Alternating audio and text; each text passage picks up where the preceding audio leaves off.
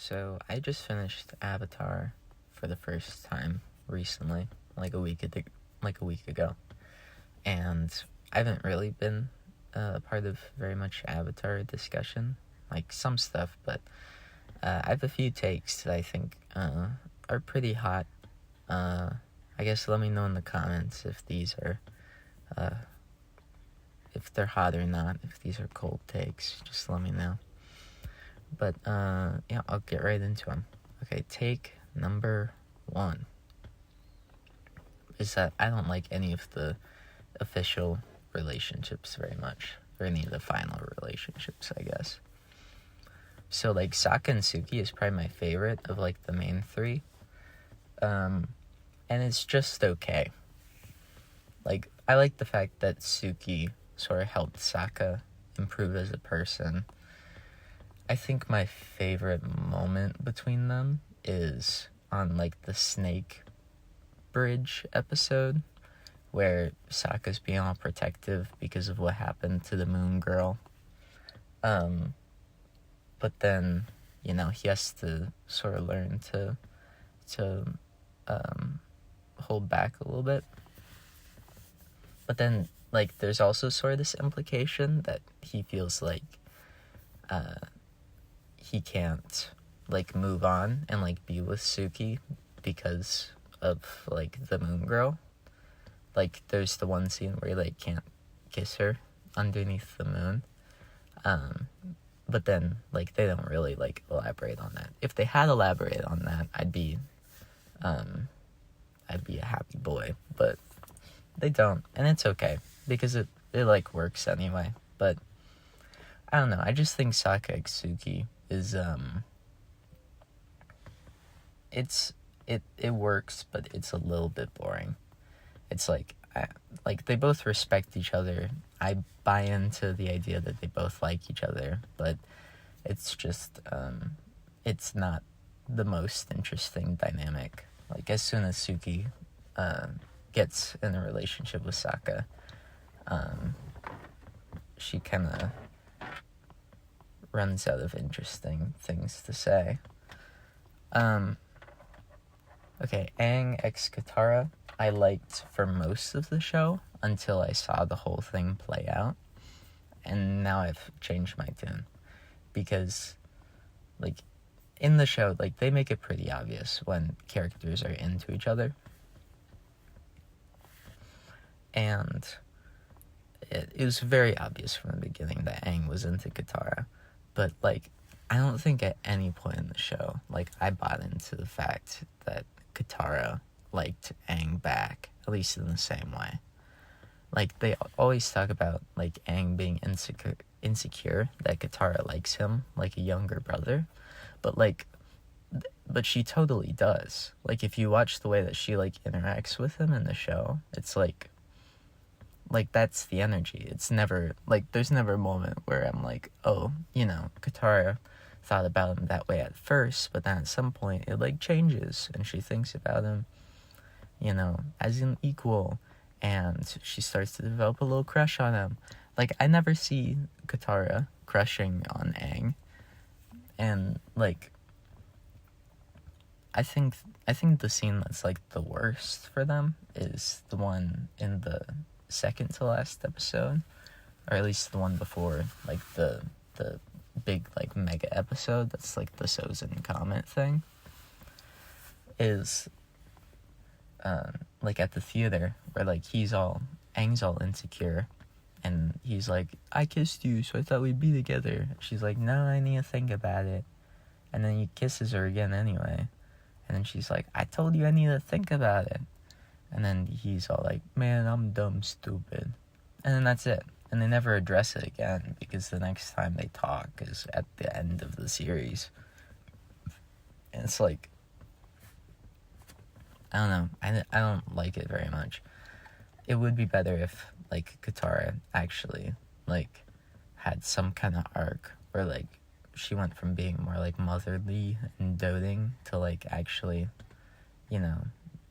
like, seeing Aang as, like, an equal and sort of considering him romantically, but, like, we never really get that. Like, not really.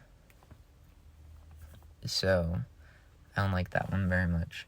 But honestly, the worst one is Zuko x Mei, which I feel like probably most people agree with me on this one, because this one's just like, it's really bad. So Zuko and Mei, I think the implication is that they were dating before Zuko got banished, and when he came back, they got back together again. Which, okay. But then, like, the whole time we see them interacting, they have, like, zero chemistry. And, like, probably the worst moment between them is during the beach episode, where, like, Zuko's acting, like, super, like, aggressive and possessive, and he's just, like, being a jerk. And Mei rightfully tells him to fuck off, basically. But then, you know,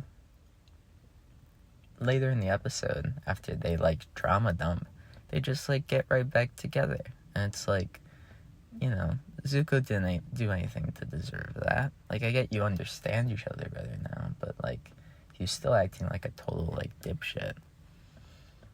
And then, like, later, he just dumps her, basically. Like, he leaves her a note, and then just, like, fucks off and, like, leaves the country. And, you know, rightfully, she's kind of pissed. And, like, you know, like, Zuko did the right thing, but the fact that Mei, like, so easily forgave him and risked her own life for him, when he was willing to just, like, just leave a note and leave her forever, just goes to show, like, how imbalanced the relationship is. And, like, it never gets better. Like, the next time they meet is just when they get back together. And it's just, yeah, it's just sad. I feel bad for Mei. She should have found someone who cared about her as much as she cared about Zuko. But, okay, that's my first set of hot takes. I don't like any of the relationships very much. Second hot take. Without Zuko, this show is an 8 out of 10 at best. Like, a lot of people say this show is a 10 out of 10. I would disagree. I'd say it's more like a 9 out of 10. Still really great, but, like, it's not perfect. And I think that a big reason why so many people think it's a 10 out of 10 is because Zuko's story absolutely is a 10 out of 10. And, like, by the end, Zuko's basically, like, the second antagonist, or protagonist, sorry. Like, every Beast story is about Zuko, and, like, every Beast story is usually better than the A story. Like, every moment with Zuko in it just, like, uplifts the show. And I think that it's incredible what they were able to do. It, like, sort of blew my mind a little bit. I was like, I had no idea you could do all this with a character in a kid's show. Like, it did way more than I was expecting. And I got the hype, you know. I'd heard people talk about Zuko, and I'm like, man, like, I get it now. But then, like, compared to what all the other characters go through, and all of, like, their arcs and everything that happens on Team Avatar, Zuko, like, blows out of the water. Like, nothing there is, like, nearly as interesting. That's much more pretty, like, standard, well, not 100% standard kids fare, like kid show fare, but it's closer to sort of that standard than Zuko, which I think broke a lot of new ground. So yeah, I guess that's my second hot take. Third hot take. I think that Book 3 Iroh is probably the funniest thing in the entire show.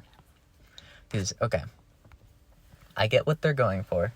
Because Iroh is sort of the, you know, the fun-loving, like, take it easy, a jokey uncle who's like secretly like super powerful and strong and like probably like one of the most talented firebenders in the show. But the reason that Iroh works, like if Iroh was just super serious, like firebender uncle who trains Zuko and like does all this stuff, but if Iroh took himself seriously the entire show, his character would not work.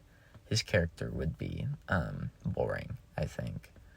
But the fact that Iroh does not take himself seriously, but he can clutch up in certain situations, and he does have wise and important things to say, makes him like a fantastic character. He's one of my faves. But Book 3 Iroh, the effects that they're going for, and that I think works when he interacts with Zuko, is that Zuko has now betrayed him, so he's really heartbroken, and this sort of like lighthearted, carefree attitude that he had has been like stripped from him. And so in the scenes where he interacts with Zuko, I think it works because it communicates like the gravity of Zuko's betrayal. And so I like, as usual, any scene with Zuko in it is a good scene in this show. But the moment that Iroh's story continues without Zuko, it becomes really funny. So he goes on his his fitness arc, where he does like a bunch of like upside down crunches and like push-ups and stuff to become like secretly like just super like shredded. And I just it's really funny just to watch Iroh get shredded. and what makes it funny is that the show plays it 100% seriously. Like Iroh is no longer a joking character. Like, nothing about this is a joke. This is serious. This is foreshadowing, and it's buff Iroh. And then probably my favorite moment is one where there's like a guard that we establish has been like nice to Iroh, and he basically gives her like a school shooter style warning not to show up to work later that day. He's like, you don't want to be around in a few hours. And they play it so seriously, where he's like, it's I don't know, I just can't go over the fact that it's like Iroh, and it's he tells her not to show up later. And then, okay, the cherry on top is when he actually does break out. Like, we don't see him break out, but like Zuko finds what's left behind. And like, I thought it'd be like a White Lotus thing, right? Where like he calls his secret society and they like break him out. But no, he just, using not even firebending, but just like the sheer physical strength that he got from working out in prison, he ripped open the the metal bars of his cage and he knocked out all of the guards, and he just walked out of there. So Uncle Iroh, this old goofy tea-loving man, just like in the third book, just completely loses his sense of humor, becomes like a hardened prisoner, goes on a training arc, gives a prison guard a school shooter type warning, and then just physically rips his way out of the cage. And we're supposed to take it 100% seriously, and I just can't. I just think that's like the funniest thing the show's ever done. Okay, that's my third hot take over with. Fourth hot take. I think that the Avatar powers drain the show of its dramatic tension. I think I can see what they're trying to do, and I can appreciate their attempts to add tension despite the fact that Aang has Avatar powers. But there are a few key instances where it just does not work, or like the complications of the power cancel out the actually good rules that we establish. So I'm going to start by saying I like the rule that if Aang dies in the Avatar state, then the Avatar rebirth cycle ends forever. I think that was a really good touch, and I think the show follows up on it really well. My problem is not with that rule as much as it's with that moment. Because before the moment where Aang gets struck by lightning, we meet the guru on the air temple. And the guru takes Aang through this journey where he has to open up his chakras, right? And there are two moments that I don't really like, and they're the two big moments, right? Where one of them is when Aang has to open his chakra by accepting the fact that he's a firebender. And I think that would be a cool moment if they'd actually like made it like a moment or like a little journey for like Aang to go through. But instead, like the guru brings it up, and then Aang like immediately opens the chakra. Like he gives like a little bit of resistance, but then like the guru says something about like the chakra opening like a fart or something. But it still opens, and like it's established that chakra is open. So he did accept it. But I don't know. It's just like that was established like so long ago as like such a like important like part of like Aang's like struggle and journey, is like he's decided this thing that he's never gonna firebend again out of regret and like wanting to be like moral, and like that's supposed to be something he struggles against. But it's just like he decides in that one episode he's never gonna firebend again, and then in this one episode the guru just tells him, oh, you got to, and so he just accepts it. I just think it's really anticlimactic, but that doesn't have to do with his powers. So let me get to that. The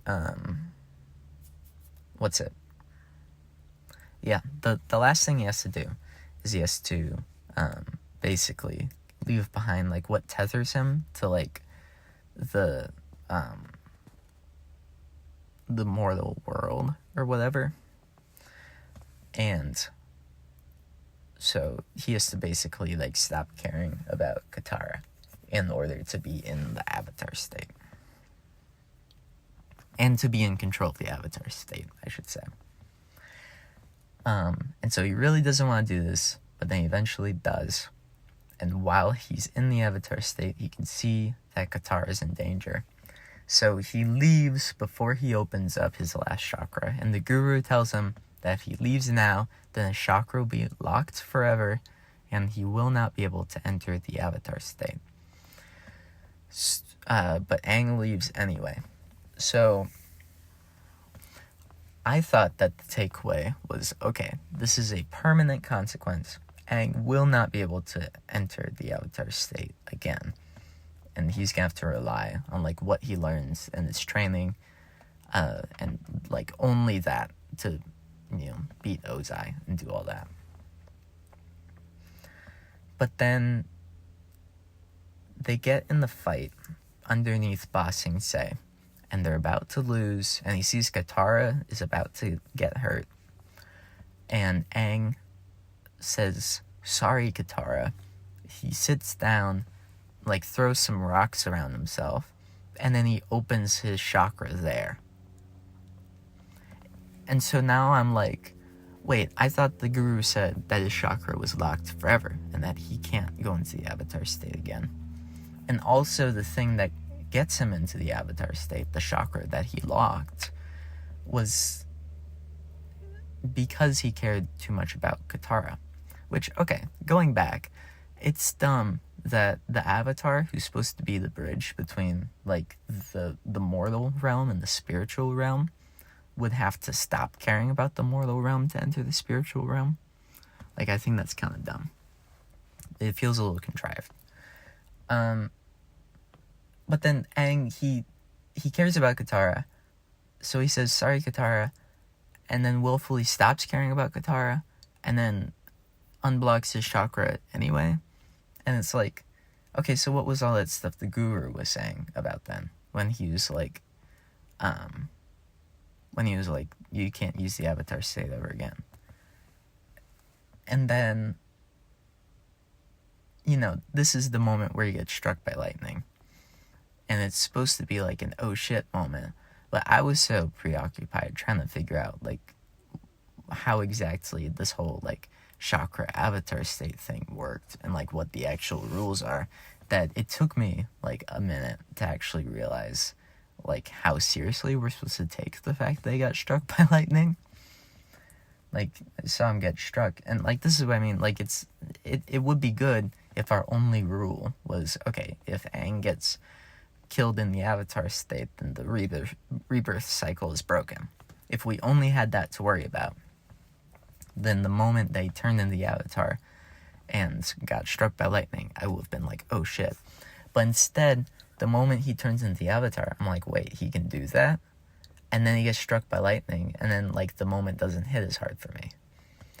And then moving on. So, like, in the last episode, he's fighting Ozai.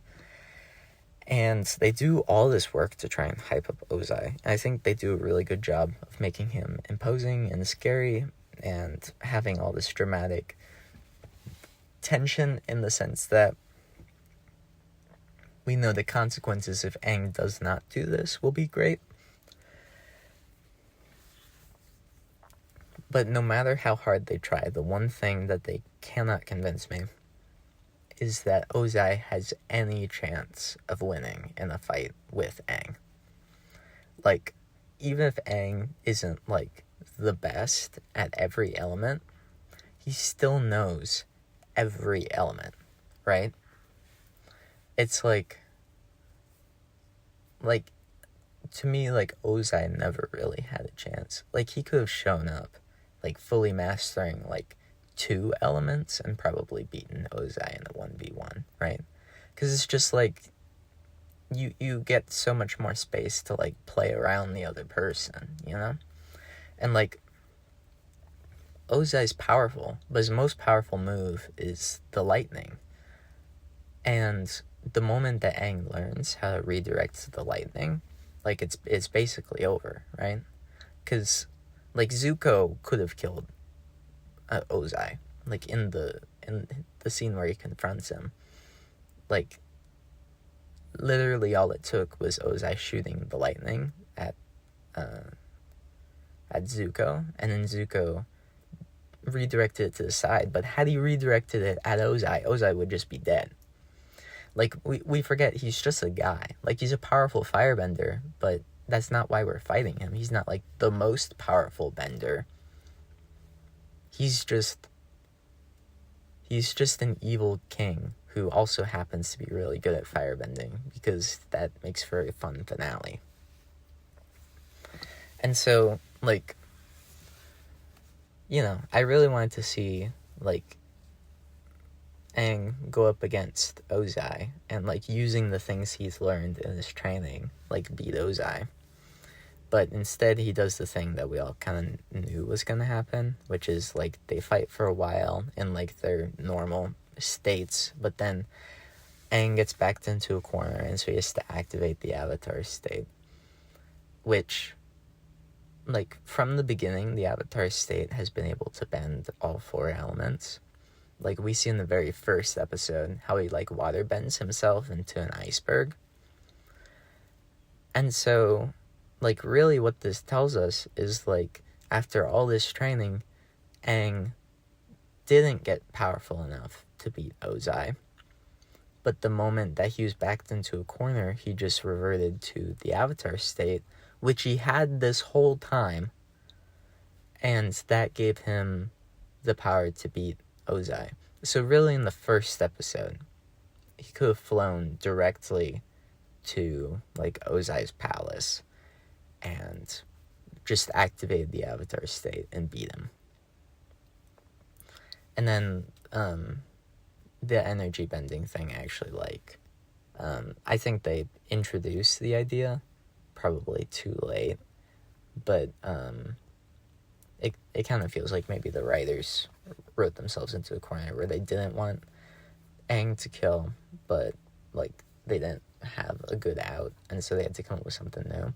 Credits to them. The energy bending is super cool, so I forgive them for sort of the Deus Ex Machina that it seems like. But yeah, so I think that the Avatar powers more often than not suck the dramatic tension out of the show. But, okay, last hot take. The book 1 finale is my favorite finale in the show out of the 3, like, season finales. Because the book 1 finale, it's got a lot of things I like. It a few episodes before puts us in a new location where we have to, like, learn about, like, the things that the people in the location are, like, doing wrong, right?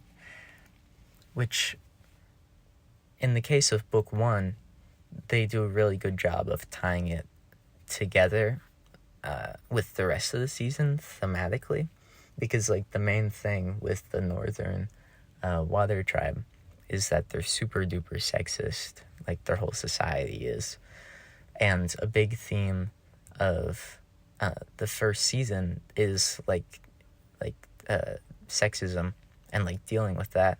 But, like, the way that they primarily deal with it in the first season is through Sokka, who's just, like, one guy, and he's, like, a part of their team. So, like, we get to watch him as he learns not to be sexist. But then the stakes are upped once we now have this thing, okay, that was affecting just Sokka, and now it's affecting an entire, like, society of people. And now we have to find out how to deal with it, like, as something that's, like, baked into, like, their society and culture, and there's, like, a whole bunch of people who think this way. And I think that's a really good, like, upping of the stakes and a continuation of the themes from the rest of the season. Also, the attack on the Northern Air Tribe, it's really dramatic and cool. It brings all of the characters together, all the major players together. They have, like, their sacrifices and their lowest lows, where, like, at the same time that the attack is happening, also the moonfish get killed, and the waterbenders lose their bending, and, like, you know, like, all this stuff, like, coincides. And then, you know, by the end, there's, like, sacrifice, and there's, like, prices to be paid. Everyone feels like they've changed. Like, Zuko almost dies, and he basically has to stop hunting the Avatar after that. What's it? The Moon Girl, even though she just got introduced, she's, at this point, become important to Sokka, who we care about, and she has to sacrifice herself because the fish died. And the, like, season 1 bad guy, like, dies because of his, like, hubris and all that, which is a trope I quite like. So, like, everything, it just, like, works really well as its own contained thing. It feels like the natural climax of all of the themes and events and characters clashing from season 1. And then you finish it and you're like, wow, season 1 finished, and I feel like the stakes were upped and it was really cool. And like the other finales are good, but I don't think they ever reached the heights of season 1 finale. But like, I think the biggest problem with the season 2 finale is that all the big moments are kind of staggered. Like when they enter Ba Sing Se is when the like main Fire Nation attack is happening, and then they just like stop it, and there's no price, it's hardly a struggle, it's just like a little 2-part episode where like they just destroy the drill, and then that's just it. And then they have to deal with the secret society in Ba Sing Se, and it takes them a while because they spend like literal months there for some reason, but then, you know, really the moment that the team Avatar like puts their heads down and are like, okay, let's like take care of the secret society, they just like find their secret base and they tell the king, and they just do all that, right? Like, it doesn't feel like there's like a real struggle to it. Like, they just like, there's no sacrifice, there's no backup plans as far as the secret society. Like, it's been established that they've been tightly controlling the city for like ages, and then just like the moment that a bunch of kids show up, like their whole thing just crumbles, and it feels really anticlimactic. And then the last episode, probably the 2 biggest moments are Zuko backsliding and Aang getting struck by lightning, which, like I said with the Aang thing, that moment didn't quite hit for me because I was too confused about the other Avatar power stuff to be thinking about the implications of that moment. And the Zuko thing was also something where like it happens, and then you're like in denial that it actually happened until like the episode's over, and you're like, oh man, he actually did just go back to the Fire Nation. Like, you kind of can't believe it. But yeah, so I think that, and the other thing is that I don't think that Ba Sing Se really reflects any themes from the rest of the episode, at least not as well as the Northern Water Tribe did. Like, their whole thing is that they're like a bunch of people basically being like controlled through like mind control and through like propaganda and stuff, to believe that there's like not a war for some reason. And it's like maybe it could be connected to like to Toph being like sheltered or something, but Toph has like, even though she's a part of the main group, she's always kind of been like a tertiary character, and like she works she works in that role, but like it doesn't feel like a main theme of the season, when really it's just like one episode they deal with it, and some other episodes she talks about it, and then, you know, I don't know. So like that, like you could maybe make a connection there, but I really don't think it like ties in quite as well. And then the final episode, like the season finale, I've talked about why I think that the final fight kind of lacks tension, but I also think that like there really just wasn't enough like it didn't feel like there was like a price paid at all, you know? It felt like this is the episode where like everything goes right for once, and then the series just ends. Like, it's just the purely happy ending. And I just think that's a little bit boring. Okay, well, That's all I have to say. Stay sexy, losers.